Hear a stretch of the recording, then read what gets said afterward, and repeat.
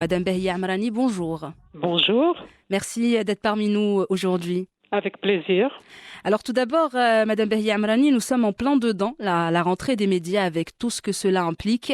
Les chaînes télévisées, les radios, un peu partout dans le monde proposent entre autres une nouvelle grille de programmation. Alors avant de rentrer un peu plus dans le détail et pour les auditrices et auditeurs qui nous écoutent actuellement, une rentrée des médias, c'est quoi? Écoutez, une rentrée des médias de façon générale, c'est une rentrée de façon générale, c'est un nouveau départ. Et une rentrée des médias, généralement, c'est une proposition de nouveaux programmes pour ce qui concerne l'audiovisuel, de nouvelles rubriques pour la presse imprimée électronique, de nouvelles idées pour rendre les médias plus attractifs.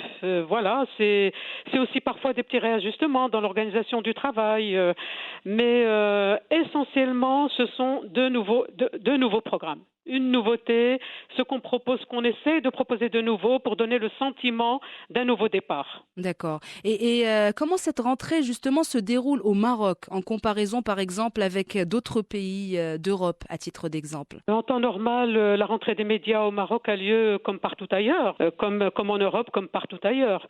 Même avec la pandémie Covid l'année dernière, la rentrée des médias a été pareille qu'ailleurs, c'est-à-dire avec les mêmes problèmes, les mêmes angoisses, les mêmes réactions face à la crise sanitaire.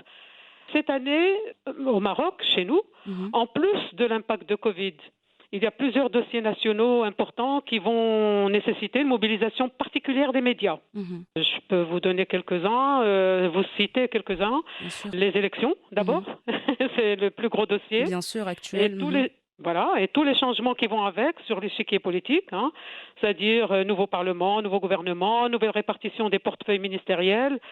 Il y a l'ouverture de la session d'automne du Parlement avec ses nouvelles équipes. Et ça se passe au deuxième vendredi d'octobre, comme le prévoit la Constitution. mhm, C'est une session qui est présidée par le roi, avec le discours que prononce Sa Majesté à cette occasion. mhm, Il y a le dossier du Sahara. bien sûr. En octobre, le secrétaire général de l'ONU présente un rapport au Conseil de sécurité, lequel vote une résolution.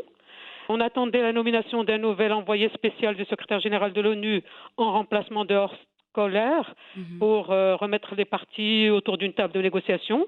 Or, comme il y a la rupture des relations diplomatiques entre l'Algérie et le Maroc qui a été décidée par l'Algérie, mhm, on ne sait pas à quoi s'attendre à ce niveau-là. mhm. Il y a le nouveau modèle de développement qui va nécessiter une mobilisation.